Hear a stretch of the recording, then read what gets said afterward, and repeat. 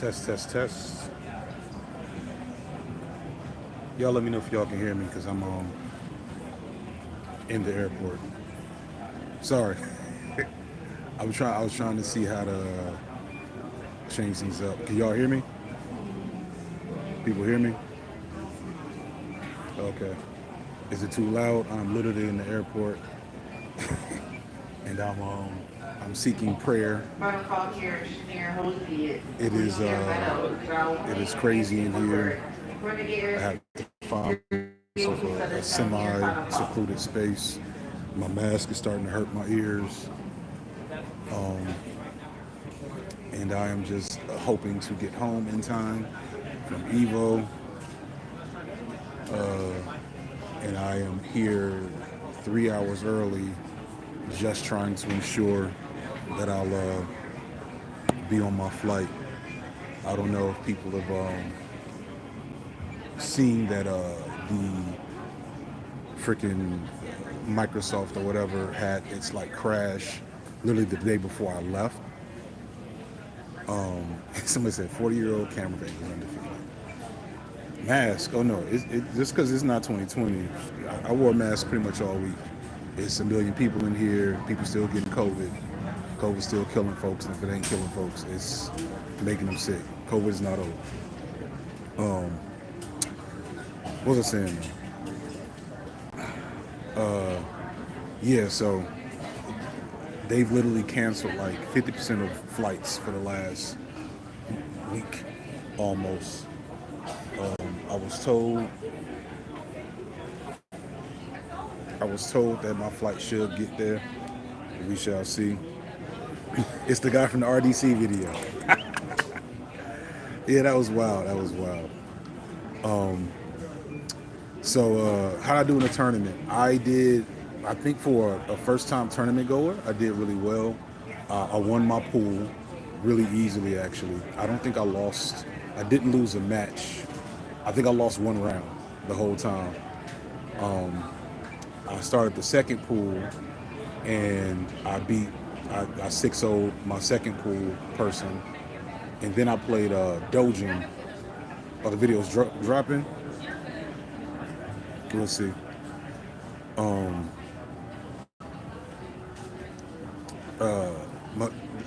played Dojin. Dojin is a top 50 player. Like, I'm sure if I looked it up, I'd be surprised if he didn't place in the top 50, top 60 in Evo. So like that was he cooked me. I got a round off him. It's funny. I felt good. I really I felt good about myself. So the first round, I just played normal, and he cooked me. And I was like, okay, I'm not playing somebody high on rank. This is a real pro. Let me like lock in.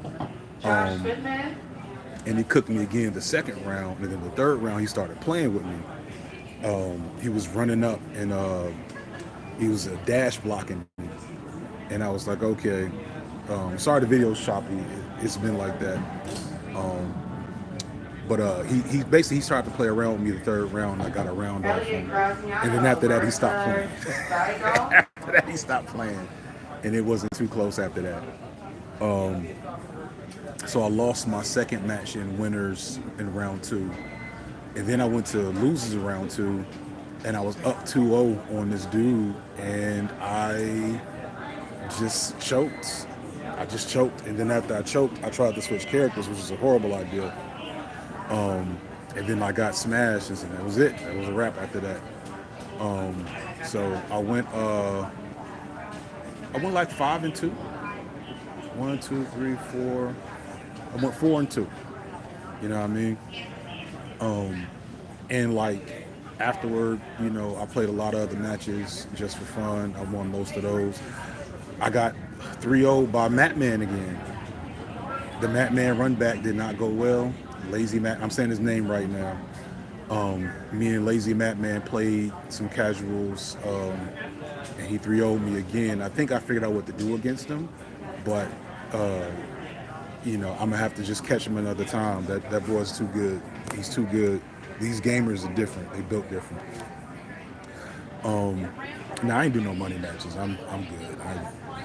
Games is fun for me. That's why like I'm struggling to like do the gaming channel thing. Like I'm thinking about it more, especially after being around all these other gaming streamers. I'm thinking more about doing more gaming content and getting the FD game streams channel moving more. But I just don't have the spirit. Um, games are fun, and like making games in the work, like sitting down and gaming for more than 2 hours, and it's not Madden. You know what I'm saying? Like it's just I don't know how y'all do it. So many comments. Let me see. Yeah, I'm gonna get to some Kamala stuff in a second because I have a lot of thoughts. I'm probably gonna do a B-sides about that. Um, Somebody said the Evo experience overall. Evo was dope, and it's funny because like that was my first ever big creator event, and I I don't have any issues with creator events, but like I'm an introvert by nature. Um, I don't like crowds. Uh, I don't like a lot of activity. I was super overstimulated after like the second day, um, and it was just really ready to go home. You back? Um, a lot of people recognized me, which was dope. So much love. It was interesting. I get recognized pretty consistently, but I've never recognized that much in like a short period of time. Met a lot of cool people. Took a lot of pictures. Took a picture with like so many fighting game legends. Um, we back? We back? I'm in the airport, y'all. I don't know I can't do much else, sadly. So hopefully the stream works as well as it can. Um, uh, what was I saying? So yes, overall Evo was dope. I can see myself trying to like play more high level Tekken. I don't ever see myself seriously entering into like big tournaments. Just the nature of traveling, being away from my kids. My wife was supposed to come. Her flight got canceled because of all this stuff.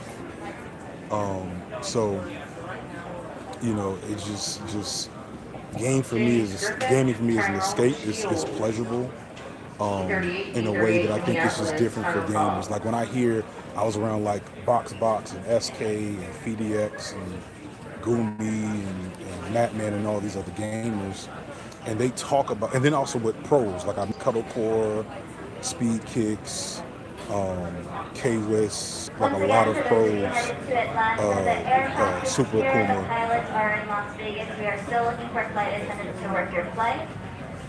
We don't have a new departure time.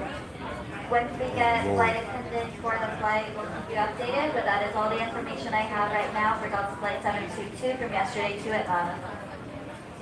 Sorry.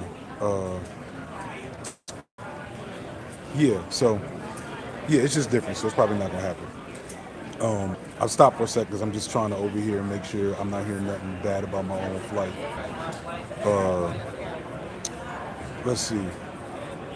I'm not trapped yet. Don't put that out there. I'm not trapped in Vegas yet. So we'll see. But right now, no. All right, so hot takes. Somebody said something about Lupe. I do feel like Lupe, I don't know if Lupe is really trying to bait Kendrick. I think this is kind of like, Lupe is, Lupe's not a smart dummy. He's not that. Um, I'm working on I just, especially being at Evo, made me conceptualize a video about black nerds that I think I'm going to get into sometime soon. For those of you headed to Atlanta, this aircraft here and the board that's going to be boarding shortly is for Los Angeles. So please make sure if you're headed to Atlanta, you do not board this next aircraft. This aircraft that's headed to the gate Z42 is for Los Angeles. Please do not board this flight unless you are going to Los Angeles.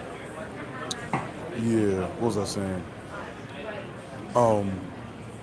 Because like somebody just said, I do think Lupe would beat Kendrick in a battle. Not easily, but it wouldn't be easy. It may be close, because Lupe can, like, one thing you're gonna get. Oh, so the video is rendering now.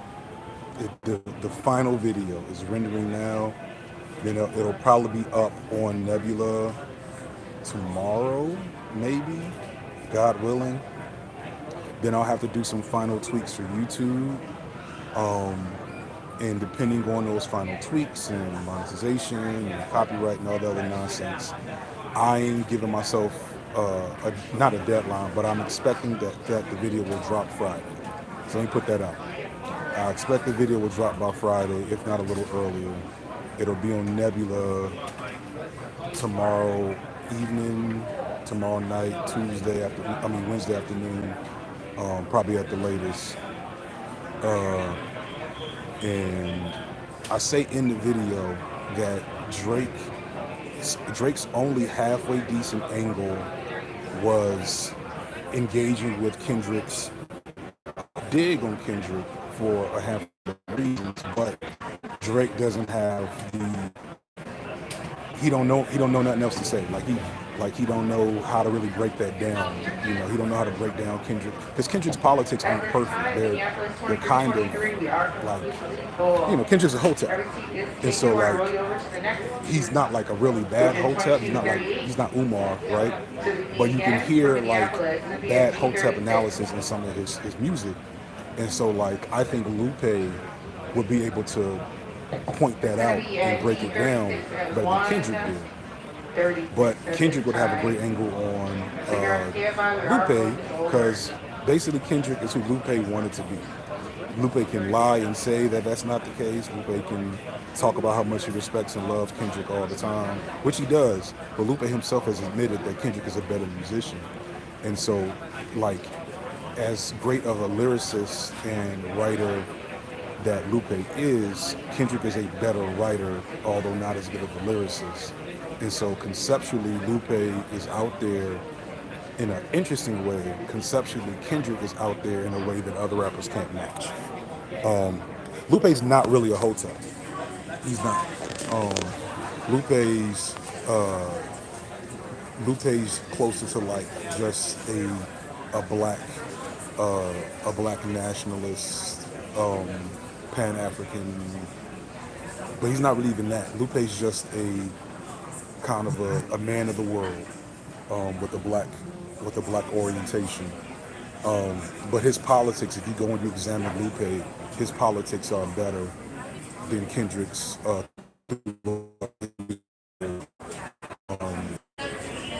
That, yeah, so it'd be interesting. I kind of don't want that to happen though. I don't think it will happen. I don't think Lupe's really trying to bait Kendrick. I think people are trying to bait Lupe into baiting Kendrick and taking things out of context. And Lupe also is just good for weird takes. He's good for weird takes. And so the whole Drake is a better rapper take is weird. The Drake is the avatar of hip hop because he sells records is a weird take. Lupe's full of weird takes. They make sense to him and his like, Lupe's got a little like, what's the brother's name? He got a little Terrence Howard. You know what I mean? He got a little pen in him, but not so bad. How is Kendrick a hotep? You gotta listen to the music. If you know, you know. If you know, you know. To Pimp a Butterfly is a hotep album. You know what I'm saying? Damn is a hotep. Damn is a Hebrew Israelite. You know what I mean? But yeah, so that's my thoughts on that. So as for Kamala, I'm going to save chunks of this for a B-sides that I'll probably try to get out at the end of this week. But Kamala is gonna present a lot of interesting activity. So let's start from the top. I think Kamala's gonna win. I think the Republicans are scared of Kamala as an opponent. I can imagine. So it's not guaranteed. That's the take I'm going to hold on to, and I'll provide like more details for it. But I think Kamala's going to win. I see Kamala having a run similar to Obama in 2020, because Kamala has activated immediately a lot of people that were anti-Biden, which, like, if you were anti-Biden, you should be anti-Kamala. You know what I'm saying? Just keeping it real. But I also understand that some people, like Biden's Israel support is unique to him, like historically. And so, but I don't think if your sticking point for not voting for Biden was what's happening in Palestine, then you shouldn't have really no reason to change your opinion based on Kamala, because you can expect that she's going to follow the same route. So there's that specific sticking point. Beyond that, what I really would be interested in, if and when she wins, is the way that black people manage their expectations and their deification of the black excellence brunch crowd. Because I was surprised to see people like Michael Harriot and Van Lathan, and even some of my peers kind of like get really rejuvenated for Kamala, because like it's not really gonna be anything different. And so like, to me, if you weren't like, I get how hold on for 1 second. I get how you'd be happy to see Biden leave, but it's just not going to be a different situation. But Black Excellence Brunch, shout out to Think Peace Tribe. That's his term. I've always given credit for that because that was such a great concept. Please go look up Think Peace Tribe's short film, Black Excellence Brunch. The Black Excellence Brunch crowd is already active for Kamala. There was some type of call last night where she raised $1 million from just regular people. I think the Democrats raised $65 million yesterday just off the announcement. I think white liberals are going to be energized in this weird race politics way. It's so funny. So when it was announced yesterday, I was in a meeting room with like a handful of people, all white people, and like mostly older white men that were like coastal liberals, and they were like, she should pick Stacey Abrams as her running mate. And I'm like, y'all trying to put 2 black women on the ticket? Do y'all not know y'all cousins in Pennsylvania? Do y'all not know y'all cousins in Georgia are already not going to vote for 1 black woman? Y'all trying to put 2 up there? You know?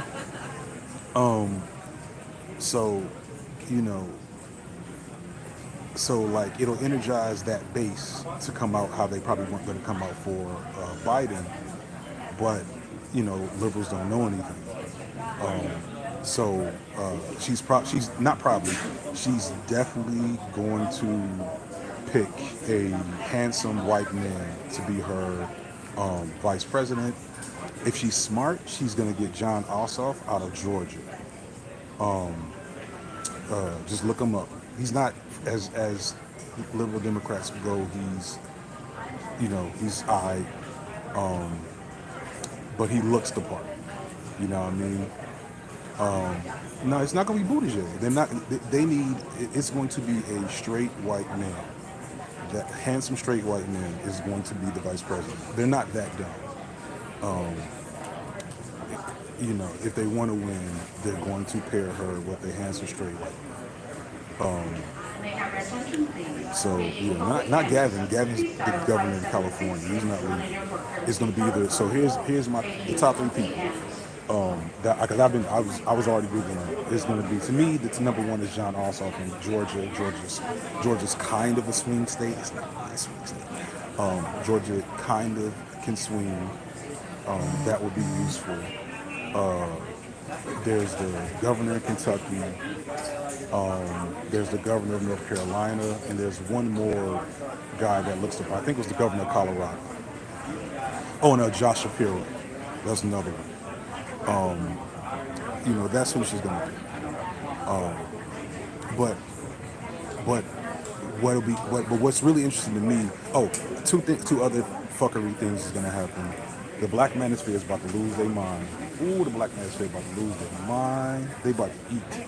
It's gonna be like they're gonna get so much attention and have so many panels over Kamala Harris, and for some for a good reason. Let's be real. So let's talk about Kamala for a second. Number one, she's politically no different than Biden, no different than Obama. Her DA record in California speaks for itself. Her only plus is that her voting record as a senator was actually pretty like progressive. She doesn't get credit for that. But overall, like, please, you know, I don't believe in voter discourse too tough. I don't like talking about electoralism.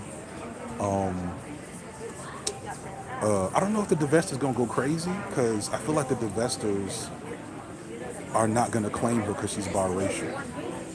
Does that make sense? But we'll come back to that. We'll come back to that. But I want to get some clear takes out about this. Like I said, started talking bad about the Democrats and they cut my ass off.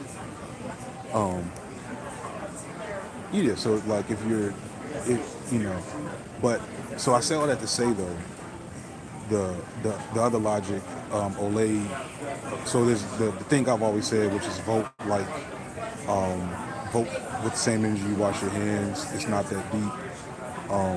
I think Olay makes a good point when she says electoral politics is basically about picking your weakest adversary or your most vulnerable adversary.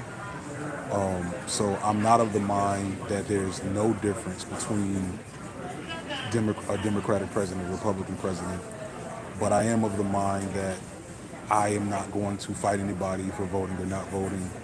I'm more interested in, and this is something I'm going to try to move forward with soon, is like trying to create a stronger funnel to use like the energy we often have online for arguments to push into local political activity and organizing activity. The online left is a mess of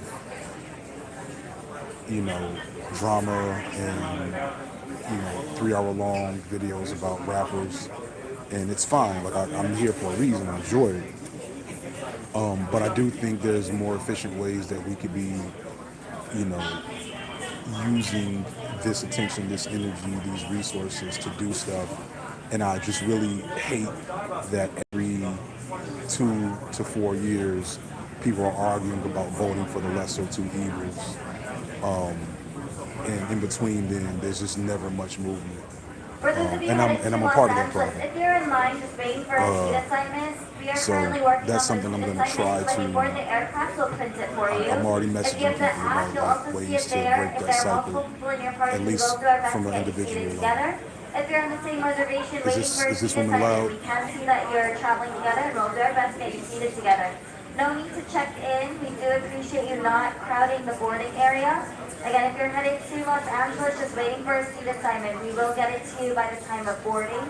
We'll print it for you. It'll be on the Delta app, and you'll see it on our monitors in our gate area. No need to check in. We're going to be in boarding for Los Angeles soon. Please do not crowd the boarding area. It is a safety hazard. It's not covering me up. All right. Well, she done anyway.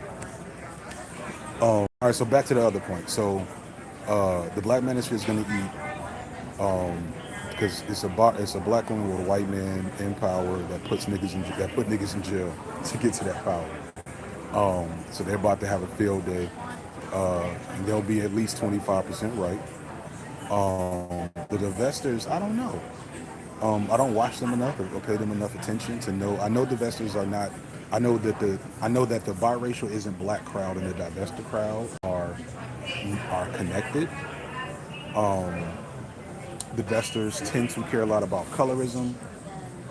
So like there's another problem. But they also love them some white man, and she married a white man. So, we'll see. That'll be interesting. I'll peek in on them and see how they're handling it eventually. But I'm more interested in the Black Excellence Bunch. The fact that Immediately, and I say this as a former card go to the brunches, immediately in my feeds, on my personal and like public facing feeds, I see, I saw every Divine Nine person I know, male and female, uh, like, like sparking up to be like, box box. Yo, I just peep For box those box of you headed to Los in the Angeles, what's it if you called, need a real quick. wheelchair, please raise your hand at this Yo, time. hold on, It is I'm actually crowded live. with both Shout flights. out to Hi. Box So if you're headed Box. to Los Angeles, Box need Box was in the wheelchairs Sage and Jam assistance, slam with me. please raise your hand to let us He know he here he at got me 42. back on my Zafina. What was that? What's today? One day. So Saturday he got me back on my Zafina, but I had to cook him yesterday with Eddie. So we're let's say we're tied for now. We'll face off again We'll later. face off again later. I'm gonna let him go. You bought the board? Congratulations. Good luck, man. Safe travels. The whole point I'm trying to make, and then I'm gonna shut it down, is for those of you who are watching the Black Excellence Brunch crowd jump up for Kamala as if the person who was there was a huge Obama in 2008 and levels 2012. Now I can tell. I'll shut it down after this. I'm trying to get this out. It's that the Wi-Fi is good. I'm sorry, y'all. The point I'm trying to make is for those who are, for a very good reason, anti Kamala and see the Black Excellence Brunch like jumping on board. You see the boule, you see the that crowd like jumping back in. Now is the time to, I think, infiltrate and like kind of like slowly illustrate certain things to people. Because in '08 and 2012, because in '08 and 2012, anybody that was anti-Obama got shut down immediately, immediately, immediately. And that was because we weren't ready to hear it. And that was because we weren't ready to hear it. Now, I think people will be more open to hearing it, but they're not going to be, it's not, if you come up as a killjoy, it's not going to be heard. And I think now is a good time to, one, like improve your own political education, and then find ways to communicate that to people who are suddenly politically energized, and see how far we can get in that time period. Because that that is the only real like usefulness of the situation from a leftist standpoint. From my perspective, is okay, we have suddenly energized a whole bunch of black folks that are just moderate liberals that have been through this before with Obama, right? You ask most black folks about Obama now, they're like, yeah, I fucks with Obama, but he ain't do what he could have did. And they're going to be in that same position in 4 years. And so now's the time to explain to them why they're going to be in that same position. Not to argue and browbeat them, because if you argue and browbeat them, they're not going to listen. They're not about to hear it, especially one for black men, and this being a black woman. There's going to be so much effort put into like the narrative about black men voting Republican. Now they're going to supercharge that shit. They're going to supercharge that narrative now, because that is the only narrative they have about us. It's not true, of course. Y'all know, if you watch me, you already know that it's not true. But you best believe they're about to try to make it a thing. And like in doing that, there's going to be so much technology and counterinsurgency activity that's going to be trying to push black men and women away from each other. And yeah, you just got to be ready. So just fight let everybody party for a little bit. Fight your instinct to curse everybody out, and like prepare to have complex, empathetic, patient conversations. If that makes sense, like complex, patient conversations with black liberals is what's going to be needed to further a leftist political agenda going forward. Because we got to remember, we are the minority. We are minorities politically, and we're minorities politically partly because we're assholes, because we're not very likable. And it's hard to be likable when you're the only person that notices that the world is on fire and we're all covered in oil and that nobody else seems to notice or care. But there's going to need to be efforts to not just finger wag, especially right now. And that's just me. Maybe you feel differently. But it is what it is. I'm gonna check out just because I don't know when this feed is gonna go bad again. That's it. Peace and blessings.